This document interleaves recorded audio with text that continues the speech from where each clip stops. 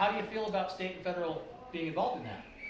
In the school one, In determining what calories your kids should be eating? well, Should we have them introduce themselves first on the... again, they're regulating what my family eats, but as long as there is regulations that they are setting, they should be having to follow them. If they're going to set regulations, they do have to keep those regulations that they set. I am not for them trying to control what my kids eat, but I am for them providing for the price that they promise a nutritious meal for my children. And sorry, she's filming it for Facebook, I think, so can you say who you are? I'm Kara Martin. I don't know if they can actually see that. It's kind of like... Oh, yes. But I am Kara Martin. I'll zoom in on your shirt. There you go. We started there because she was the one that brought up the question, but we'll go left. Please introduce yourself and please answer. I'm Andrew Robinson. Government authority should work opposite of federal, state, county, local. In my opinion, there are problems that will require a state to come in and take control of it, but as far as who should be in command of what we do, first stop our community, then our county, then our state. Federal should be the last stop for any problems we need help with. Hi, Chris Porter. The fact that state and federal government is involved in school lunches just seems kind of ridiculous. I understand that there might be a need for some of the students to be able to get nutritious meals, but I think that that's best handled at the district level. Chris Karn, and I think it's my responsibility to feed my kids nutritiously, so it's not the government's job. I can control that. Brian Poduska, he does a good job feeding my kids. But I agree with everyone here that federal government should not be controlling at a local level what our kids should eat or do. I'd like to see even the districts become more localized. Our district is so big that problems that are facing on the east side of the lake is much different than ours, and so definitely not counting calories for my kids. I am Amy Lovelace, and as far as food for kids, I am definitely the more local the better. It's a parent's responsibility, especially designating, what were you saying, that they were designating how many calories they should eat a day? That's ridiculous. Designate how many calories should be provided for them. Yeah, I suppose if you're paying for the lunch, that you should have a right in what you're buying, but it really is, local control is always the best, and that goes all the way back down to the home. Are we in Jordan the biggest school districts? Who's bigger? All Plains School District is the biggest in the state by quite a bit. Yeah, yeah, for sure. Jordan's canyons were one, they were big. Okay, that's okay. So I'm interested in just going around again, and I only know one of you. I know you partially.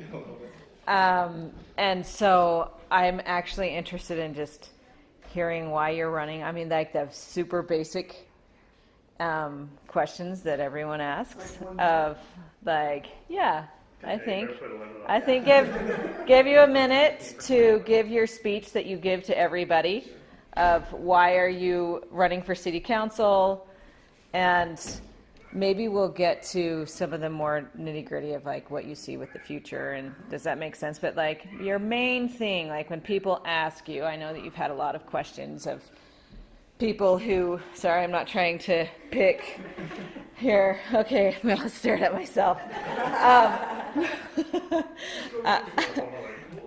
But when people ask you, what do you say? Okay, and I think it's okay to say your name again, because honestly I missed it the first time.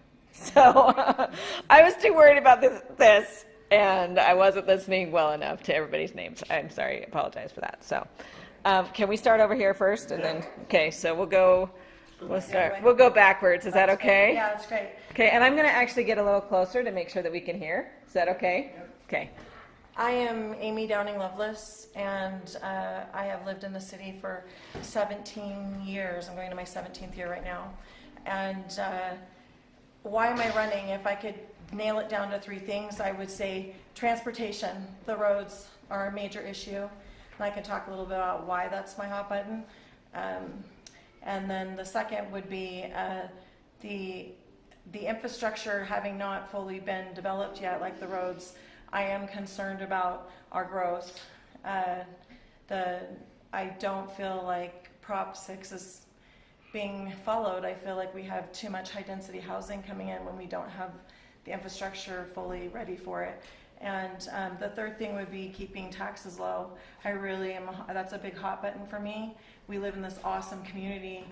I don't want everybody to work hard, live here their whole life, raise their family, and then not be able to afford their own home near the water 20, 30 years from now when it's paid off. That's what happened in Seattle where I grew up. People were forced out in their old age. Their property taxes were far more than they ever paid in mortgage. And with the growth, and especially with what's going on, our own little Silicon Valley happening here in Lehigh, that is going to be an issue down the line. So I feel like that's a big button for me. As far as my background, I guess I get to wrap it up in under 3 seconds. My background is public safety, so I've worked with the Sheriff's Department and the Police Department. I helped actually start a lot of our emergency services out here years ago. So I'm coming back to my roots. I think there needs to be that person on the council that has that perspective, especially with the road safety situation. So. Awesome. Thank you. Is it okay if I just make myself at home here? Okay. I don't know how I became an interviewer all of a sudden. Director, I'm representing all these people who I happen to know wanted to be here and they couldn't be here. So. Wow, this is great. This is perfect. All right, Ryan Poduska. I've been a resident here for about 12 years. 2 years while I was going to college, and then 10 with my family. And let's see, a little bit background on me. While I've been living here, I've been HOA president for the Villages HOA for about 5 years, and then later on was appointed to City Council in 2017. Been there for a couple of years, and thoroughly enjoy serving in the aspect of finding things that are chaotic and creating an organization to it. Managing expectations, basically. So a lot of the frustrations and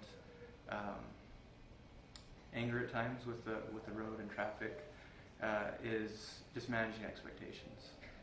We have a lot of things that are out of the city's control, some things that are out of UDOT's control, and it's just communicating better.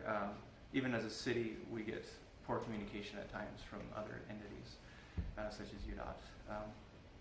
And so when I ran for HOA president, when I in city council, it's about collecting the correct information and getting that out to the public, and trying to find ways that we can do that. It's easier to do it in the HOA setting. In the city setting, we have more regulations of what we can and can't do as far as public speaking and so forth. But I absolutely want to continue to see the city going the direction it's going. I think it's being managed really well.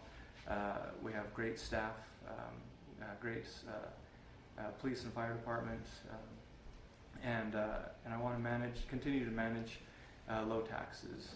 Now, there's been things talking about Prop 6 and so forth.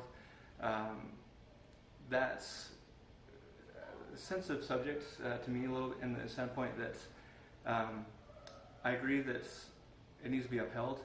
People voted for it. However, I have to go back to a founding document, Declaration of Independence, where we have given rights no matter if majority or minority wants to change that. And that's life, liberty, and property, or pursuit of happiness. And so I'm huge on property rights, regardless if you're an individual, family, or a business or a developer. That they do have rights that they purchase and should be able to maintain. And so I feel strongly about property rights, regardless of the situation, that if they purchase into that zone, they have that zoning. And to take that away is taking away a right that I wouldn't want an individual or family to have that taken away. And so that's So Prop 6 is a balance between that, and that's where I'd like to stay on City Council to protect those rights to everybody, and in doing that and keeping taxes low, the infrastructure is a tough one. If we build roads, the city has to pay for that. Well, where does the city get the money from? It gets it from all of us in our taxes. And so instead, we're building at the rate that development is going in and having developers cover the cost of those roads. And that's how we're able to keep the taxes low.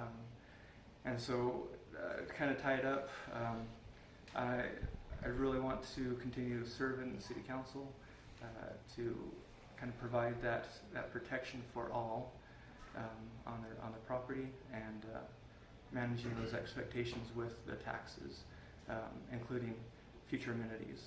So people have talked about a rec center and so forth, and some of the discussion's been, well, if the people want to vote for it,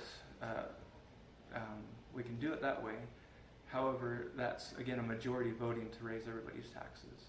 I think if a rec center is a viable product, that's where I think a city should be entertaining private entities to come in and put those in. And that way it's self-sustaining and not without subsidies.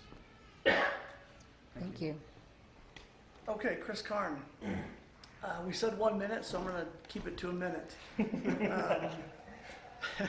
So we're fortunate in Saratoga Springs to have 3 open council seats in this election cycle with 6 people running. I've met all 6 people running. The great thing about this election, I don't have to run against anybody. I can run for myself. And I can run on the merits of my experience. Like Ryan, I served in my HOA for 6 years. In that capacity, I had the opportunity to work closely with city and city staff on several easement agreements. I worked with UDOT, negotiating over about $1.5 million in product acquisition, easement rights, things of that nature. I had to work with the federal government, with the EPA and the Army Corps of Engineers on issues in my neighborhood that pertain to wetlands. Thank you, Amy. And then on top of my long history in that capacity, I've also been serving for several years on the Planning Commission of the city. And so I've had a unique perspective of coming in from the planning side, working in partnership with our city staff and our city council in the Planning Commission role. In the Planning Commission role, if you don't know, it's not a approving body on very few things. We make recommendations or we make negative recommendations to the city council, but it's given me the opportunity to spend a lot of time in the same packets the city council gets, or similar packets, knowing what is coming in the future, what developments are happening. And I just believe that I can bring a new voice of experience to the council. Thanks. Thank you. Chris Porter. I've lived in the city for almost 10 years now. I've been involved with city government or as a citizen for 3 or 4 years before I ran for city council, and I'm finishing my first 4-year term. Why I want to run? We've had a lot of successes. There's no doubt that there are still challenges facing our city, but we've had a lot of successes in the last 4 years. We've been able to put in $33 million worth of infrastructure. We've been able to build Patriot Park, and we've been able to advocate with UDOT for the widening of Redwood Road. We've been able to advocate with them for we advocated with MAG, the county funding source, for the widening of Pony Express. And we've worked with our state legislature to get funding for the Mountain View Corridor extension that's going in behind Harvest Hills. Those are all, big projects that we've worked to see, and we have more projects on the horizon. We've already secured funding for Foothill Boulevard. We're already in the process of purchasing land to extend that to the south, so that there's a second route out of the south half of the city. And so we've had a lot of these successes. We've also seen a lot of growth in the economic development. We've seen a lot of businesses choose to come to Saratoga Springs and invest in our city. And all of those things we've been able to do without raising property taxes. I'm a huge proponent of fiscal responsibility and sustainability.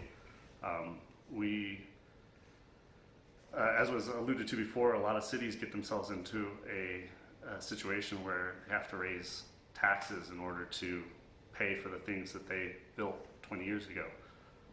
We are very much, when we approve any sort of project, we're very much mindful of what it's going to cost to maintain that project, and we bake that in. So, you know, we won't find ourselves in the situation that a lot of cities, we've seen Pleasant Grove having to raise taxes in order to fix their roads. We make sure that development is paying for its own cost of developing, and that includes the future costs of maintenance and repair and replacement. So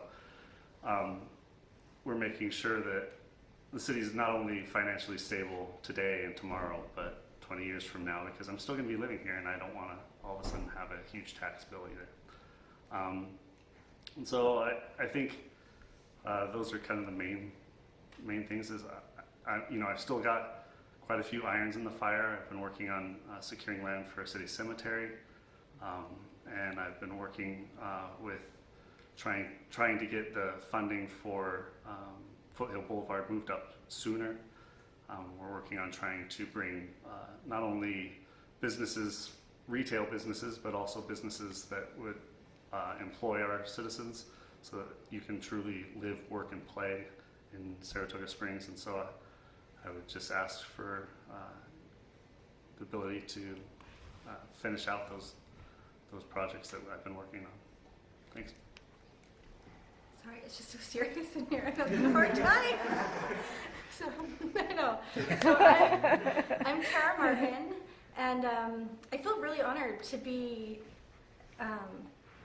considered a candidate with these elect people. I just think that Saratoga is full of really good people. I've lived in Saratoga for 7 years, and so I'm kind of the newbie around here, I guess. I think I represent a lot of what Saratoga is. I have served in the schools, in the civic events. I've been serving since the day pretty much we moved in, just serving our city, getting to know the citizens and getting to understand who the people of Saratoga Springs are. And so that was really my purpose. When everything began, is I wanted to be the voice of my neighbors, be the voice of the people that I interact with at city events and who I get to be around and serve all the time. And I feel like City Council felt like a natural next step to push further the things that we love and the feel we want of our city. So with that, obviously one of our big angst is our roads, and I appreciate thoroughly what the city's done so far to push forward those dates and deadlines that they are pushing forward those projects, getting them sooner and sooner. If you look at the city plan, they're really moving forward as quickly as they can, and I want to continue seeing that happen. I want to see relationships being built with UDOT, with the district especially, with business owners. I get really sad when I hear business owners say that they have had a hard time coming to Saratoga Springs, or they don't want to be here because of that, because this is my home and this is where I plan to be and build my future with my children and my family. And so I want that to be a place that people want to visit and people want to be, businesses, people in general. So. Hello, my name's Andrew Robinson. I've lived in Harvest Hills, the northern part of Saratoga Springs, we are on our 13th year. Let me do my background first. For the past 4 years, I've been working for home builders. I currently work for a semi-custom home builder called Arrive Homes. It's currently building on nice big lots down in southern Saratoga Springs. But I've worked for what you could call cookie-cutter production builders. And I've seen both sides of the story. I understand where production and impact fees come from. And it may seem from my background in construction that I'd be for helping construction companies bring their business to the city. My priority is protecting our city.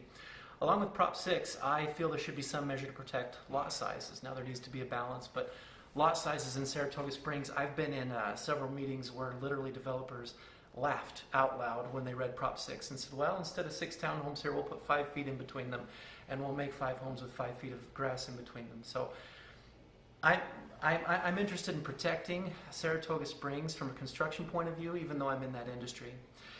I worked as a hearing officer for the Department of Public Safety here in Utah for 7 years. I left that job seems recently, 4 years ago. That kind of segues into how I made the decision to run for city council. About 7 years ago, I was working a DUI case locally. My office was out of Draper. I helped out here in Saratoga Springs when our Orem office was too busy. And I came across a case of a repeat offender, someone in our city who had 3 DUIs during the day, taking children to and from school. On the 3rd DUI, I asked this person, why should you continue to drive? Why shouldn't we send you to jail and do all these things? And she looked me straight in the face and said, do whatever you want to me. The judge will let me off because I'm a single mother. Originally, that upset me a lot. It got me thinking about, well, what other programs does our city have in place for those who need help with addiction? So I started going to city council meetings, and I found out we don't have a lot. Granted, we're not a big city, but there are cities in the state that could be an example to us about what we could do to help. Judge Howard is a fine judge in our city. Her father was actually my law professor at BYU. She actually substituted his class, so I know her for a long time. And it took me a while, but I understood finally her point of view of letting this person continue to drive the 3 times after. I still felt it was an unsafe decision, but by taking away this person's license and throwing them in jail would have essentially orphaned 5 children. So I thought there needed to be some ground between jail and no consequence whatsoever. And so I started to think about city council. As I continued to work for builders, I saw how some builders take advantage of cities. I also am a part of the UVHBA, that's Utah Valley Home Builders Association. I serve on the Government Affairs Committee. Last year, we ran an independent study. We asked builders throughout the state, what are the most difficult cities to work with? And unfortunately, the city in which I lived almost topped that list. I know our production manager. I don't know what his title is. What's Mark Chesley's title? I know him very well. He's a good man and he's a good builder. But it raised some questions for me about why our city is so hard to build in and what that does. What it does when our city is hard to build and what it does is it squeezes out the local builders, the local custom builders. The only people that have the money and can afford to come in and commit to the process are bigger builders with money and resources, and that drives out the custom local builders that we'd like to see more built in our city. So that kind of finalized my decision last year. I got the support and funding and backing of the UVHBA to do so, as well as the Utah Valley Realtors Association. I went into their board of directors and met with them and said, hey, we all want nice homes to sell to people, right? Help me do that in Saratoga Springs. They've chosen to support my campaign and help with that. My main goals are public safety. That's where my background is. I'd love to lend my experience there. I have a brother who's a fire chief in a neighboring city, and he shared with me horror stories, not his city, but horror stories of public safety butting heads with city council, and I feel a strong relationship there could only benefit everyone in our city. So public safety, and I want to build responsibly going forward. Awesome. Thank you, everyone. Do you want to ask the next? Ask away, you're fine. Well, I don't have anything written down. I would have come more prepared. I have stuff in my head. Should I just go off my head? Yeah. Okay, I'll just go off my head. So I hope this is super unprofessional to be just... Anyway, I think that this is a good opportunity for people who aren't here to have a video. I hope that's okay with you. No, So... I don't have an agent, so we're Okay. Anyway, and I'm sorry you have to deal with me, who is super not prepared for this. But so I heard a lot of you talking about the roads, and I know from the complaining on Saratoga Springs link that that's like all anyone ever talks about is roads. And my understanding from a civilian point of view, and I'm sorry, I'm here. Maybe I can get everybody in if I stand over here. I can move that without. Yeah, maybe so. Is that okay? Yeah. Because I want to get all of you in at the same time. No, I was going to say do the chair. How's that? Oh, actually, can you sit in the middle? Is that? I'm so sorry. That makes it super awkward, but. You okay? Okay, so my understanding on the roads is that the city doesn't have a lot to do with the roads. Like they can, because they are state owned. Is this true? And can we just talk about roads for a second? Because I think that that is a really, really, really, really big deal to a lot of people. And all of us here feel the effect of the road situation. So, yeah. We'll start in the middle. We have 3 different kinds of roads in our city. We have state roads, city roads, and private roads. There's a lot of private roads in our city. And so private roads are owned by HOAs or within developments. In a lot of the HOAs and developments, you'll see blue street signs, and those are private roads. Not all developments have made the transition to blue signs, but if you ever see a blue street sign in our city, that's typically a private road. Then you have public roads or city roads, and private roads are kind of the Wild West. We see your kids driving. The city may or may not enforce, golf carts racing down the street. certain traffic laws or infractions, things like that, because it's private property, and within that private property, residents can kind of make their own rules to a point, not crazy. Yeah. But then you got city roads, and then a lot of the neighborhoods that aren't HOAs.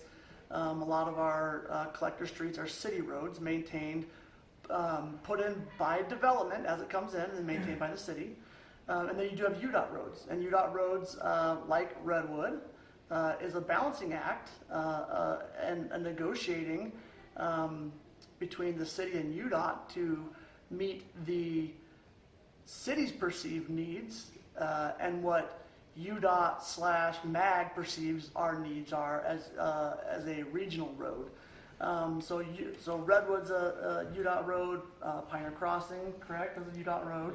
And then the city's working on doing Pony Express to make that a UDOT responsible road. And that actually, in my opinion, helps us in a lot of ways, because then we can utilize a bigger funding mechanism to do things like widening projects, like the one that just happened in partnership with Eagle Mountain. So, I think when people spend a little bit of time in looking into roads and how our city approaches putting those in, and who's responsible for what types of roads, and then traffic controlling mechanisms on those roads, lights, stop signs, you do start to see a bigger picture.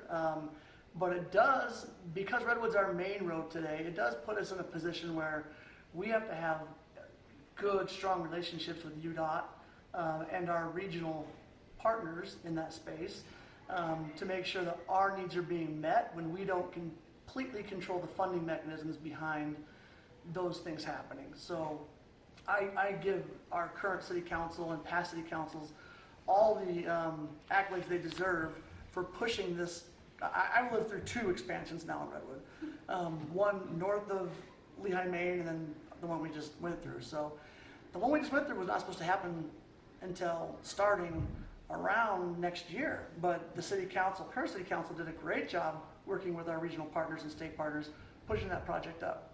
I think there's a lot of other projects that our future city council really needs to emphasize with those regional partners to push up, like Foothill Boulevard, Mountain View Corridor, south of 73. And that's where the 3 people who occupy these seats in the future, hopefully they put a lot of emphasis in those areas. And I've seen some of our council members today really pushing for that, and I applaud them. So. Kara. Yeah.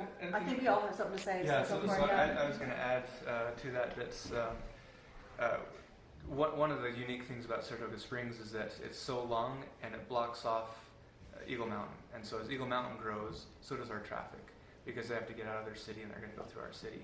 And so that's where, as a city council, we've been looking at ways to get these roads funded not just solely off of our city, because it is being used by other residents out of our city.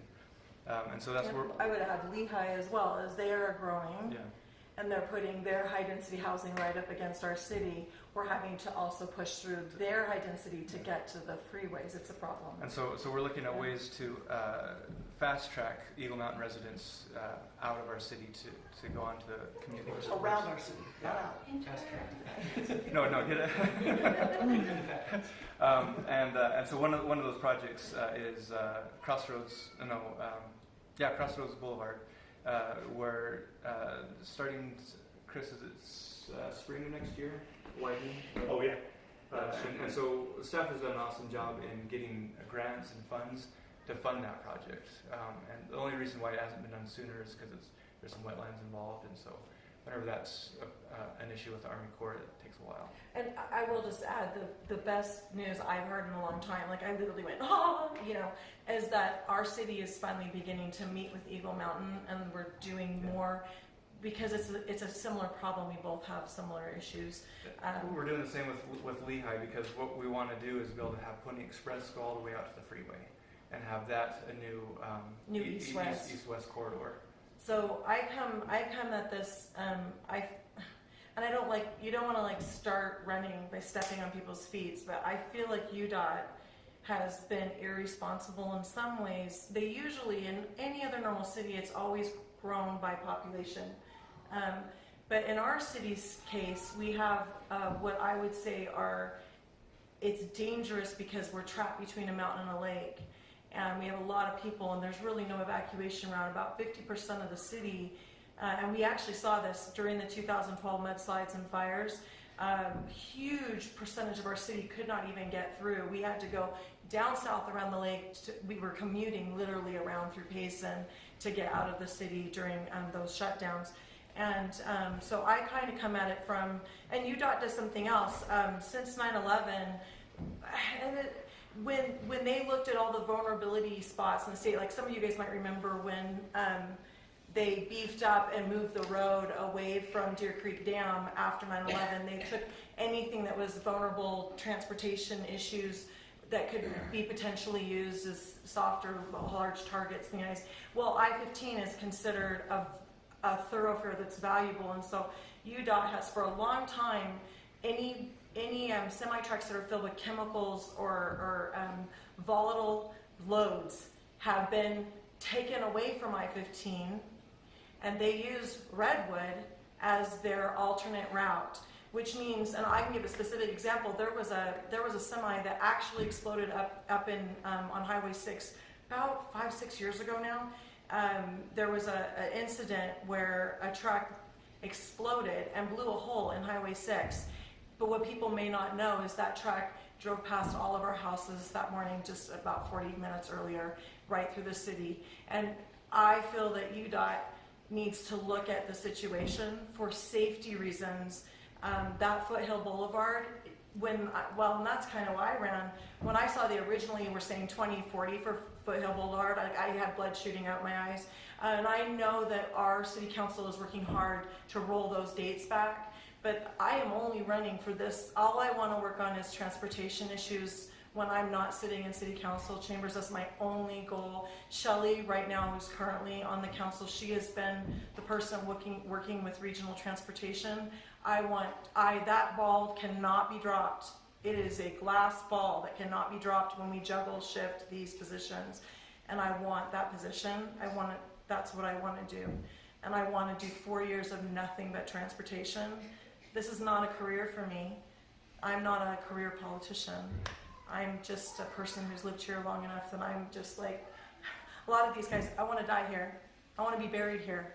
I plan on growing old. And hopefully a long time. Yeah. In a while. Yeah. But for me, I feel like UDOT needs to look at the issue, especially with the North-South Road, at getting that done sooner than later. It just can't wait.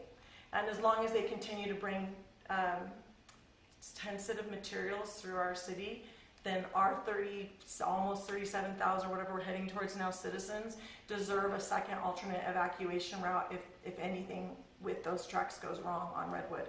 And we don't have that currently, so that's why I'm running. Thank you. I'm going to come over here because one of you had your hand raised. It wasn't me. Okay. Go ahead. I feel like I've forgotten the question. Oh, just anything that you had to say about the roads, Right? yeah, Just the issue. road general. Got It was a little more specific than that, but honestly, I don't remember the question either. But it was something. What is the city's role in roads? Oh, that's right. That's what it was. That's right. That's right. I don't feel like I need to repeat that. But That's right. Thank you. I remember sitting in a city council meeting. I can't remember if it was before you or not. It could have been 2, it could have been 10 years ago. But we had this very discussion about our city is growing. This was after our first widening on Redwood Road. Those of you that have been here long enough remember when it was 2 lanes. That was awesome. Yeah, it was just after that. And we were talking about, well, we're still growing. What's the plan for next? It seemed as soon as we widened that to a 5-lane road, it was almost ready to be widened again. And credit to our city council. Hopefully you two were on it at the time, and I can give you some props here. But they had the foresight to say, hey, they're not planning on doing this road until 2020. That's unacceptable. And I don't know if they discussed that in other meetings, but I like to take credit for being at the meeting where our city council proactively saw that our road situation would be out of control by the time UDOT decided to come in and fix things up. So I feel that's very important that our city council keep doing that instead of reacting to, gosh, these roads are getting busy and potholy, but somebody keeping an eye on the future and going, gosh, what are we going to look like in 2 years? Let's do that now. So kudos to our city council for keeping up on that, and let's keep doing it. Thank you. Any other? Did anyone not get a chance? Sorry, I haven't been paying attention. I think a lot of it's been covered. I think Okay. one thing that's interesting for maybe residents to know, for example, MAG, the county funding, they help us pay for city roads like Foothill. They have this, they're doing their next 2 years of planning. They have $80 million to spend across the entire county. For an example, Foothill Boulevard, our project that we're looking at doing, it's $16 million. That's almost 20%, right? Almost 25% of the funding. Now, you know, Provo, Orem, Spanish Fork, Payson, Lehigh, they all want some of that money too. So we've, you know, the fact that we have seen so much money being spent out here, I think really does show that we've been successful at getting a large portion of MAG funding and being able to push these projects up. You know, we're having to get more and more creative, and you know, that's why we're looking at some new ways of maybe we fund the building of Foothill Boulevard because it's not scheduled until I believe 2023. Is the current schedule for it. And you know, we're looking at ways maybe we can fund it up front and then get reimbursed when that money comes available in 2023. The state has loan programs that maybe we can take advantage of. So we're looking at unique and creative ways. When I asked the question of the MAG supervisor, he actually was like, "Oh wow, no one's ever tried that before. Maybe we can make that work." So I think that, you know, we really are we're trying to find any way possible to meet these needs now, because they are needs that we have now. And that's, I think, an important part is finding, you know, not only identifying what the need is, but finding ways to meet that need. So in addition to that, I just want to add a quick little thing is that in trying to manage transportation within our city, it's a challenge, and if it partially gets solved, as soon as we leave our city, we're stuck in more traffic. So I commute to North Salt Lake every day, and I used to drive it, and no matter what time of day I hit Draper and Sandy area, it's stopped on the freeway, and that's as big as you can get, so to speak. And so what I want to pursue and continue to work with is UTA to try to get more public transportation out here. I know they have future planned tracks, but that's so far out that we need to have some sort of carpooling system, park and ride around Smiths or whatnot, to get to the various stations, Front Runner and what, that will help anybody going to college or going to work in Salt Lake, and that will free up congestion on the roads as well. I didn't get to say anything, but I really feel like everything's been covered. I shouldn't have let Ryan talk first because I wanted to bring up UTA and the fact that we do need to have more options for public transit. And even their plan coming just down from Eagle Mountain through the city probably isn't sufficient for the needs of the south and the north, ultimately. And we need something that can specifically head straight to Thanksgiving Point and the Silicon Slopes that are happening right there. And I had something else I was going to say. Someone else covered it, so I was kind of like, meh. It was just back to those relationships. We have to be building those relationships with other cities and with UDOT and the entities that can help us get our roads going, get UTA going in a quicker. 2040 is not soon enough. I won't even pretend to know what goes into that, but I know that with a lot of creativity and good minds that we're going to make it happen. Warners, do you have a question? Do you want to be on the video or just your voice? Okay. Why must kids argue over useless things? Right? I don't think anyone has an answer. If anybody can answer how to answer that question, you got my vote. I guess, what businesses do you see coming in? I know we've got Costco that I'm so happy about. I can't tell you how happy I am about that. Amazing. Churros for everybody. Yeah, I think that's a really tough question. So, what businesses do I see coming, or what businesses would I like to see coming? What business do you see coming? Because, you hear, we want a rec center, we want this and that and the other, but... Let's change the question a little bit. What businesses do you think realistically we can get to come here that would be beneficial for Saratoga Springs? I think that's where you were headed. That's easier because we're under non-disclosure agreements and we can't talk about some of the stuff. Oh, yes. I really don't think so. As far as businesses, retail businesses, I like to make the differentiation between retail places we shop and commercial places we work, right? So as far as retail, there really isn't any type of business that Toys R Us, just say it. there really isn't any type of business that couldn't fit well in Saratoga Springs. We have interest from lots of different retail outlets. I mean, like I said, I can't name any names, but I think anything you see in Lehigh, Spanish Fork, those are all things that we will see here in the near term. So, as far as commercial businesses, we're not going to be like Eagle Mountain. We're not going to have a Facebook type data center. We're not going to have Tyson Chicken. We're not going to have that kind of industrial use in our city. That it's just not a good fit for our city, and it's not a good. We don't have the amount of space that you need for those kind of businesses. What we are going to see, I think, is stuff like you see in Lehigh. We're going to see, Class A office type uses, technology, marketing, people sitting behind desks typing on computers. So to add to that, the types of businesses that we haven't seen in the past and that we will start seeing soon is like restaurants and office space. Because restaurants, they primarily look for a lunch crowd, and they also need, like Costco, they need a certain number of rooftops. And so I think it was earlier this year that finally between Eagle Mountain, Saratoga Springs, and East Lehigh, we hit the 100,000 point. And that's kind of the threshold for businesses, large businesses that want to come in. Restaurants won't come in until we start having office space. And so with the announcements of U of U Medical Clinic and IHC Hospital, those will start having more daytime employees. And that's where restaurants will start coming in, seeing that, and then more office space will come in to support the hospitals. And so that's where we're kind of looking at different areas in the city to have business parks that will be easy on and off, to like Mountain View Corridor or other, so they're not going through our city and causing more traffic.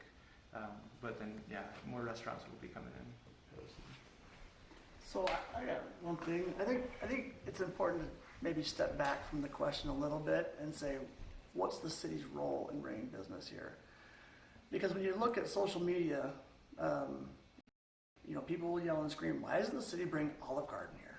Why doesn't the city bring Applebee's here? Red Robin, that's all I want is Red Well, I Robin. love the steak fries. I'll limit the steak fries. But I think Chick-fil-A, I've been asking it's for that for important, years. I think it's important for the city to set the proper environment for business to be here. It's not the city's job, and the city's not funding business to be here necessarily. Private entities and corporations fund business to be here. We need to set the environment and make it friendly for businesses to be here.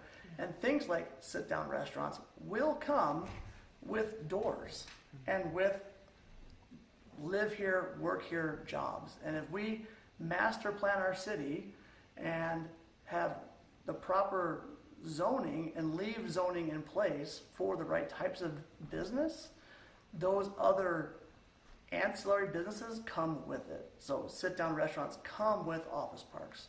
Sit-down businesses come with U of U, IHC. We're fortunate that we have a huge anchor with Walmart and now Costco, and other things will come because of that, all the businesses around it. But I don't think it shouldn't be the city's job to say we're picking this business, that business. We need to set the environment and set a good table and let the businesses invest in Saratoga Springs. I mean, the city can't actually pick if somewhere leases within their rights to open a business somewhere. Just for example, the Puppy Barn.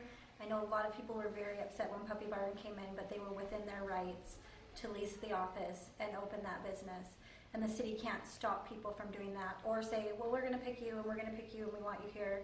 But what we can do, I feel like a broken record, is build the relationships, right? I know that Dave Johnson, our economic development manager, works tirelessly with people. He works really hard to try and build the relationships with different business owners and entities to bring those in, and hopefully as a city council we can support that and help guide him in a way to build those relationships that bring Well, the and great that's businesses one that of we the want. jobs of the mayor. Really, economic development is a part of what he's supposed to And be he's doing working very hard with so Dave. very, Yeah. very hard. I mean, he was integral in bringing Costco. Andrew had some. Trying to get both of Very you. much. I couldn't be last to get a pick. Yeah, it's okay. If I could interject, I've spoken with residents in my community that have tried to build in Saratoga Springs office space. I can think of two, and if they're watching, they'll know who they are, shout out, that have proposed 100 employee-sized office suites in Saratoga Springs, and going back to my previous point, have run across our construction bureaucracy and been stopped in their tracks and have decided to move over to American Fork. Told me the other day on the street they would move to Saratoga Springs in an instant if they were confident they could get through the construction process. I feel we've got to loosen up restrictions so it's not just these big corporations with the money and the know-how that can come in and dictate what goes where. Talk about solving two problems with one stone. If we open up an office park, people will be commuting to our city for work. Our citizens will be staying here. Wouldn't it be cool to see, instead of Redwood Road packed that way, Redwood Road packed coming our way? So if we can make it easier for companies that we want to bring in their office space, local companies specifically, that would help on multiple fronts. Thank you. Thank you. Okay, did we cover that? Did you have another question? That was really good. I had another question, but I lost it while we've been talking here. Is it the rec center? Should we talk about the rec center? I know this has been an issue for years, for many election cycles. It keeps coming up. So let's just talk about the rec center and what your thoughts are about potentially having one. You want to start here? We'll start here. We'll come to you second, okay? So as much as I love the idea of having family-friendly places in Saratoga Springs, and my tune has changed a little bit on this even since I started running, first starting with the new law that was passed in Utah where in public places you can be topless. That is not a family-friendly community anymore. So that for me really puts a public rec center out of our reach. I don't think many of us want to deal with that. I don't know that anyone would use that freedom, but I don't want to be there when they do. And then a few weeks ago, a month ago, in city council meeting, there was a proposed plan for a city campus, which includes a variety of family engaging recreational activities. I would be far more inclined to work to build with private entities some of those things and support our city and have it be a very unique place that people want to come and visit instead of putting another rec center in that's like the ones that are around our city that we can in turn go visit also. Well, I just want to say, and I know everybody's chapping at the bit to be like everywhere else. That's something that comes up a lot. I don't want to be like everywhere else. I moved to this city because of the atmosphere of the being able to take the four-wheelers up into the BLM land and have the lake and the marinas. And I, quite frankly, a lot of people may not know this, but our city runs on a budget of about $4 million annually. Is that about roughly right now, give or take? That's our property tax and revenue. Yeah, and I would just say that's like for our fire department, our police department, all the things we're trying to do with the roads and expansions. And to even talk about our city funding a pool when we don't have a second north-south road, that's like talking about putting a pool in the backyard before you put your foundation and your roof on. We have limited funds, and we have to make public safety in the road situations number one. So that's for me. Until that's taken care of, I don't even, it's like la la la la. I'm not gonna build a pool if I don't got a roof on my house. And I know that upsets residents. I know that does. It's a hot button. But I would, however, really promote something like a Seven Peaks or a Cowabunga Bay, or bringing in some private VASAs.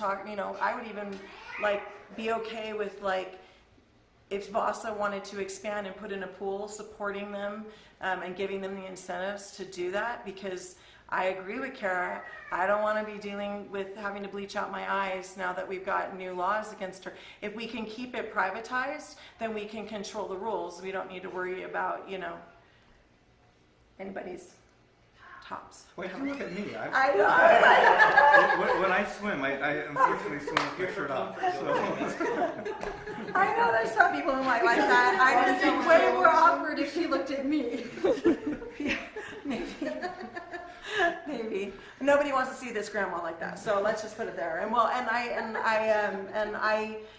So I'm just going to leave it there. I'm only serving for 4 years, and that's not I want the roads done, and that's where I'm at. And I think that's the fiscally right thing to do, and I think that's the constitutionally right thing to do. And proper role of government. The roads and infrastructure are within our bounds of what we should be doing with our taxes. I'll go after Andrew. Are you sure? Yeah. All right. Almost everyone I've spoken to says, when are we getting our darn rec center? I feel my position, if it was on city council, wouldn't be to disagree with my constituents. If they want a rec center, I believe it's time for rec center. I've gone ahead and done some research. I mentioned a local fire chief, actually Lehigh City. I went to high school with a lot of those city council members. So I asked for numbers, unofficial, off the books, of what their rec center takes in. We've all been to that rec center. Would you all agree it's very well populated? They lose 7 figures on that facility every year. That's an investment for a city, especially a city our size. If we're willing to make that investment, and our citizens understand that, I'm fine with doing whatever it takes. We will have some more tax revenue coming in the coming years with Costco and other businesses, but that won't be enough to support a full-on rec center. But if that's what our citizens want, that's what my constituents want, I will support them in it. That's what we need in our community if they say so.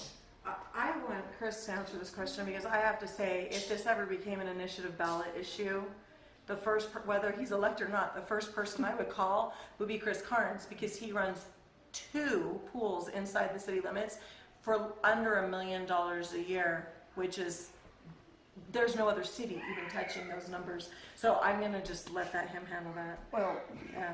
so that's generous of you. I served on a board for 6 years, and we managed 2 pools very successfully, under budget annually every year. We've raised dues once in the 13 years I've lived in my neighborhood. And it was minor. But when it comes to my opinion on a rec center, I think that the city has a role in providing safe and enjoyable spaces for our residents. I think they're doing a good job with things like Patriot Park. Rec centers, however, are they're very expensive. They're very expensive to not only build, but when you look at the maintenance and running costs annually, rec centers price a city out of operation. Now, if this became a ballot initiative and residents voted on an election year that they wanted to raise taxes and it was very transparent, then obviously that's something to talk about. I think what we really should look at is a public-private partnership of some kind. I know that when they first came in to build Westlake High School, there was a plan with the district to put a pool on it, and it was pulled at the very end. At least that's what I heard. I shouldn't say I know. I think there are opportunities we could look at when we have large developers that come into our city and want to do things like build certain levels of density. Maybe there's some trades we can do with those developers on land to acquire for something like that. But we are unique. We are Saratoga Springs. We have hot springs here. There are things we can do to provide recreation opportunities and incorporate those into the uniqueness of Saratoga Springs that will utilize both our views and our naturally heated facilities, which is why we can run a pool very economically in my neighborhood. And there are things we can do outside of what you would think a traditional rec center is that could possibly lead to facilities that wouldn't cost the city an exorbitant amount of money and taxpayers. And can I then point to Ryan? I think he could answer this question. His dad, actually, when he ran for council before he passed away, was really interested in using the hot springs for the thermal energy that would provide, not just for recreation, but for possible future profits. And maybe you can talk about what we've been talking about. Well, I mean, it's, I'm not sure about the energy production on the hot springs, but as far as like the current council, we are trying to master plan and putting out to the public for comment on the municipal campus as well as North Shore Marina. And so that North Shore Marina is going to really, we're trying to partner with Lehigh and others to make that more of a regional area that's going to have camping, other activities and boat launches, beaches, and then also at the municipal campus down by Patriot Park, really taking advantage of the hot springs and having like a lava hot springs kind of area.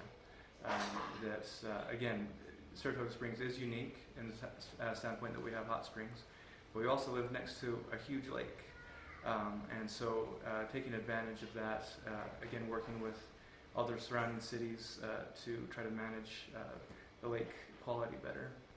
As far as the recreational center, again, they're super expensive, and so it'd be more of asking the residents, what in a rec center do you really need? Or sorry, not need, but want. What are the amenities that you like having? Because there's a lot of different ways of doing that in the standpoint of private entities. One might have a pool, one might have the court space, and so the city can partner with those to have a city pass that they have at one rate. They could go to these different facilities, and so they're still getting the same benefits of a rec center, but it's spread out. It's not a bit as expensive, and so again, just looking for different ways of creative, still making Saratoga Springs unique, and not just doing the cookie cutter rec center, but still providing those amenities that the residents want. I guess I'm the last one, huh? So I think a lot of good points have been hit on.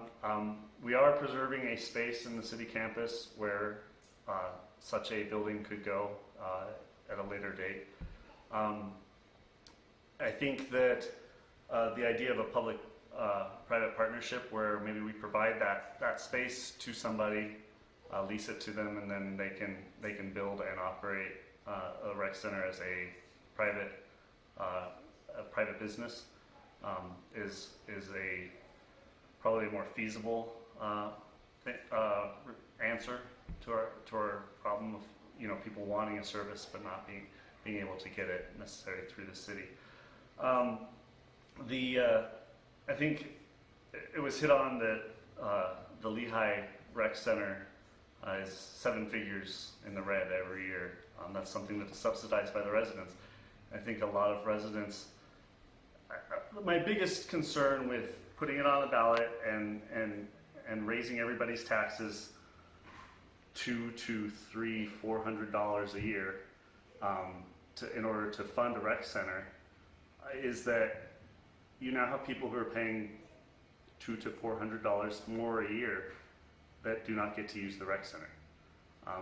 And if you actually look at the numbers, it is cheaper for me as a resident of Saratoga Springs to purchase a membership at the Legacy Center than it is for a resident of Lehigh to purchase a membership, because they're paying property taxes as well as the membership, where I'm only paying a slightly higher membership rate. So the real concern for me is now we're charging residents $400 to not use the rec center, and if they want the privilege of using the rec center, which they're already paying for, they have to cough up another $400 or $500 every year. That's something which I don't think is necessarily an idea that I'm supportive of. That's why if we could find a public-private partnership where it's run as a private business, those people that want to make use of that amenity can pay for that privilege, and those who don't have the freedom to continue not paying for it. Fantastic. I Thank you. feel like I shouldn't have gone first because now I have something else to say. No, I just feel like I think the overall answer is that we want to provide really great amenities for the city. And as much as a rec center is what comes to mind for most people, I think we have like a super awesome, unique way to provide really cool, awesome amenities that the whole city can be proud of and provide still that same recreational experience, but better in our little hot dog city. Thank you. That's a new one. I'm not sure what that word is. So we could be here all night long, We could. and it's been, according to my phone, 1 hour and 1 minute. So I think that maybe we'll wrap it up, if that's okay. And but I know you have a lot more to say. Let me scoot back here. So we get everybody in here. Sorry.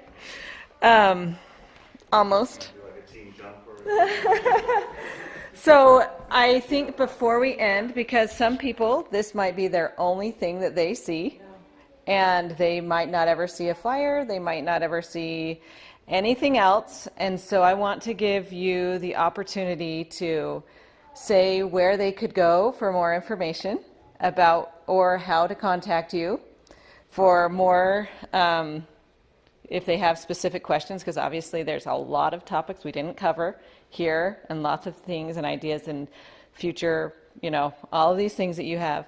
So we only covered the tip of the iceberg today, but I want to make sure that everybody has an opportunity to do their own research. Hopefully they'll do that, and that you can tell us where they can go for more information to find out more about you. Is that okay? And I was thinking maybe if we give each person 1 more minute, and I'm actually going to time you this time.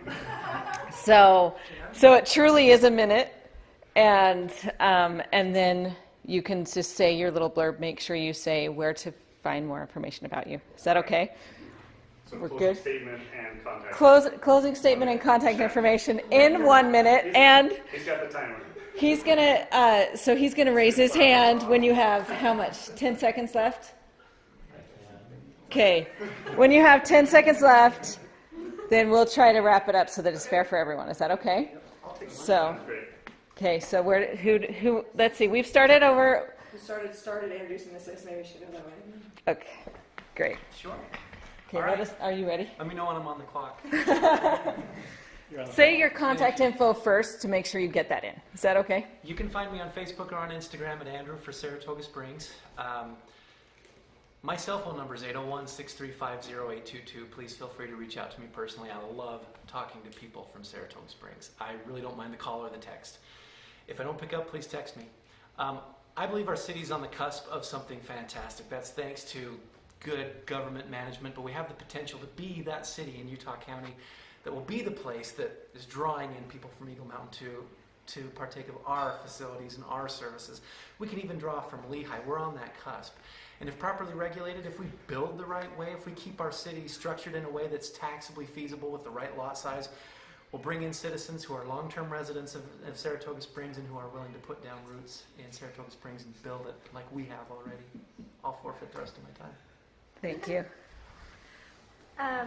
I'm Kara Martin. I already said that. Sorry, is my time started? Yes. Here I go. Anyway, you can find me on Facebook and Instagram, also Kara4Council. My email jkmarty@gmail.com or 480-773-1297, and I'm almost always available. But I just want to reiterate my broken recordness of relationships. If we build relationships with the right people, we can move our city forward. Thank you.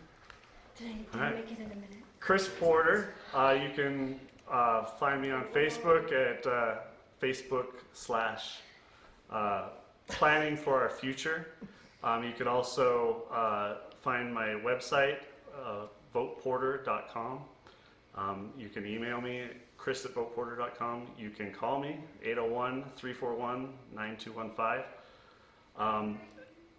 I think that we're seeing so much growth. We're seeing so much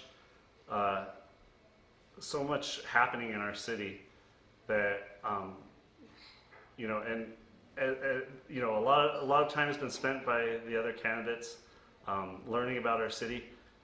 Having joined the city council, there is a huge learning curve, and we can't afford to necessarily completely lose our way. We need some consistency. We've been planning for all these things. We need to make sure that we are continuing to plan these things. So I would just ask for your vote. Okay, Chris Karn, Karn for Council on Facebook. That's C-A-R-N, Karn for Council. I am not young or hip enough to have an Instagram account, but you can find me there. My phone number is 801-850-4404. I'm fortunate to be taking phone calls every day from residents of our city who are asking questions. I 100% agree with Councilman Porter that having a level of experience and expertise in the way the city runs and the way local government works is important in these elections. I've got history with our city. I've got history with all the local governing entities. One of our biggest assets is Utah Lake. For 6 years, I've worked with Laura Alt at the state, who manages state sovereign lands.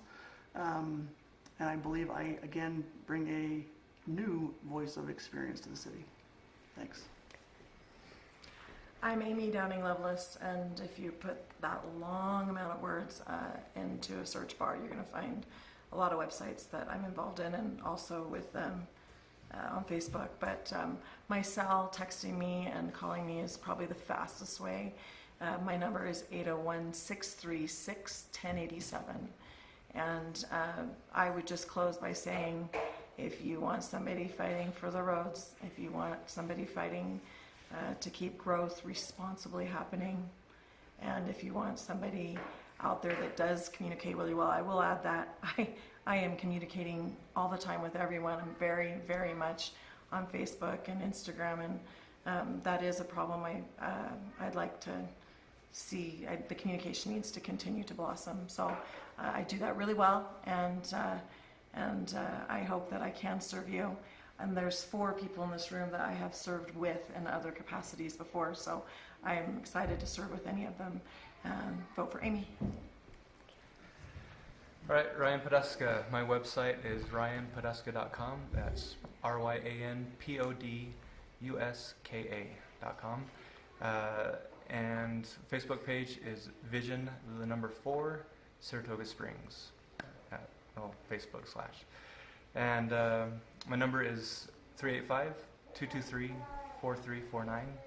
Love a call, email, rpodeska@gmail.com, or reach out to me on Facebook anytime.